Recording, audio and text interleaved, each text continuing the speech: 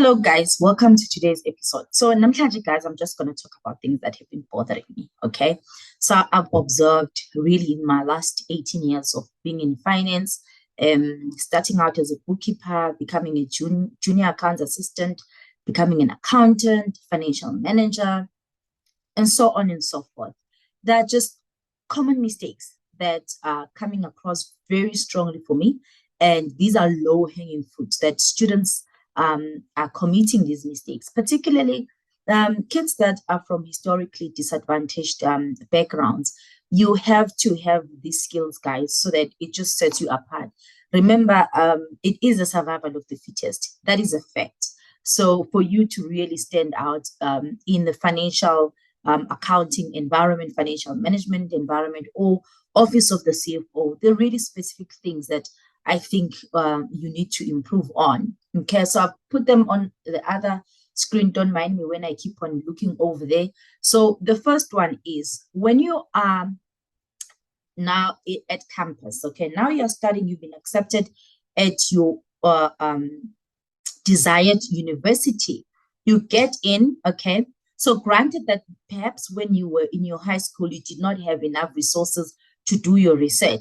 The first thing you do when you get to university is do your research, okay? When we're doing interviews, that a person is not even aware what's going to be expected of them in terms of career, the conduct, who's presenter kanjani, let alone interview etiquette and tips, just the subject content of what you are studying and what are the things that are important that will make you to be successful at your career. You need to have that understanding. So you have to do your research. And whilst you are at varsity, there's easy access to certain tools that can assist you to do your research. So understand the different career paths that are involved in this choice of a diploma or a degree that you've decided on. Understand the different job titles that are available in this career. Understand the salary scale, understand your requirements. For example, do you need in-service training before you graduate, or are you going to graduate and get practical experience later after you've graduated? Those things are very, very important, guys. So when also you are doing your different modules, there will be modules that you're quite strong at, understand what does that mean for you, and with regards to your career path, how is it influencing your career path? Because if you've got 6 modules, just to make an example, and that's where you're starting in your first year, and out of the 6 modules, there's just this one module where it's just you are natural, maybe you are passing it because you're excited, it challenges you, and you put a lot of effort and you actually do very well.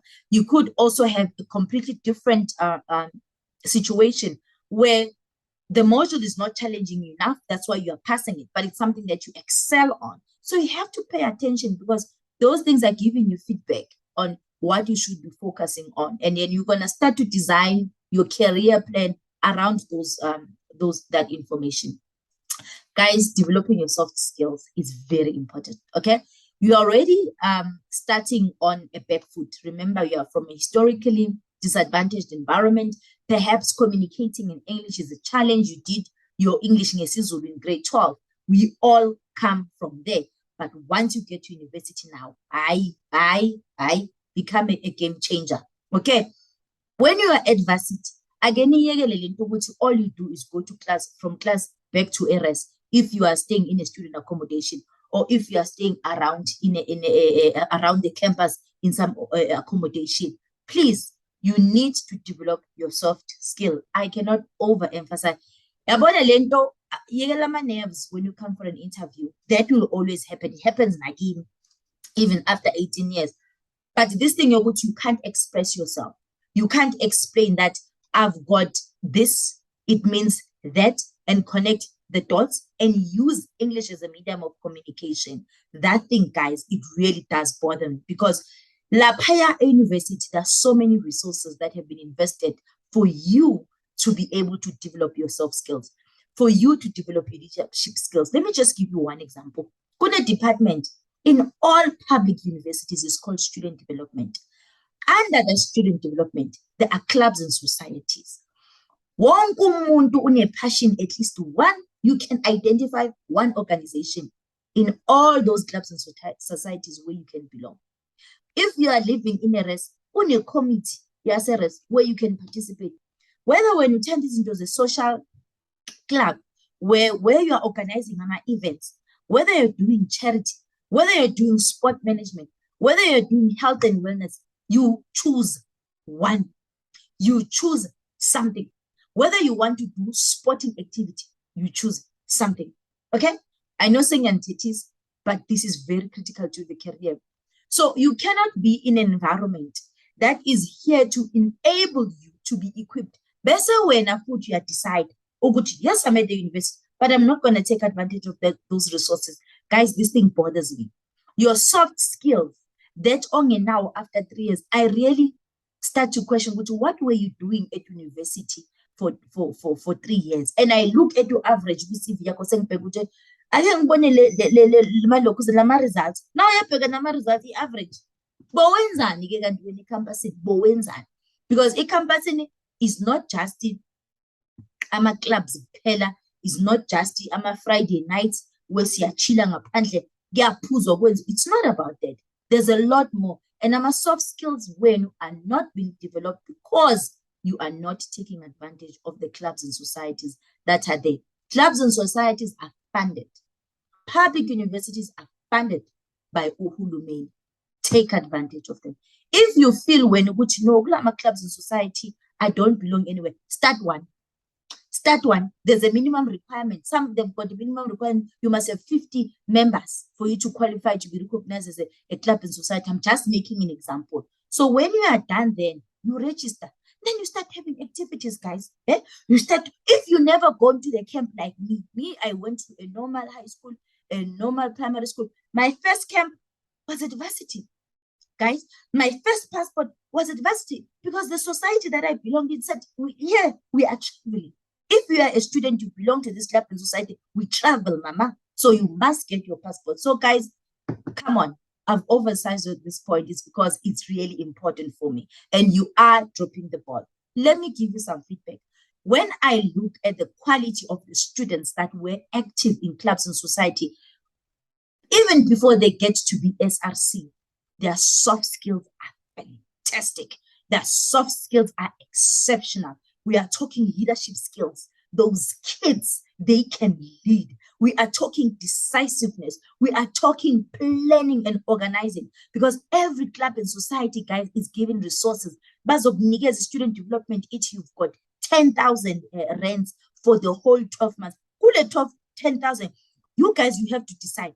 Tina, we are about this. I belong in a Christian organization. Tina, we're about creating opportunities for students, okay, in a campus environment. We traveled. I went to all universities in South Africa in my 3 years. I went to provinces in South Africa that I had never been in my entire life, in my 3 years. I traveled, guys, out of this country so many times in my 3 years. What did we use? That budget. And we found a way to expand our budget. We found a way, guys, to say, how do we raise revenue? How are you going to learn those tactics and those skills if you don't become part of a club and society? Skills, because work environment might not have the facilities or the resources to train you and hold you by hand in everything. A work environment might not have the luxury to let you fail, to let you think about the box, outside the box. The work environment, it's got constraints. So you need to use your schooling, your university time, guys, to really invest in your soft skill, okay? Those kids, they've got exceptional organizing skills. When you give them a project, they run with it because they remember, a campus, I had a project, for example, even a person was responsible for a social club and they had to be responsible for entertainment. They know how to go and look for different suppliers and check our quotations and say, okay, it does not meet our budget. Okay, guys, let's get our student to increase our contribution, or even to get into a decision with how much is every student going to contribute based on the activity and the event that they want. So you are not taking advantage of them. Can you please comment so that I can understand right? Granted, those kids that are traveling from school to Ekaya every day at university, granted, I understand. But I would like to find out then, don't you belong to a church? Don't you belong to a sporting organization or something? You can't just do books only, guys. That one is a rule. You cannot just do your academic books. Okay. You need to interact with people.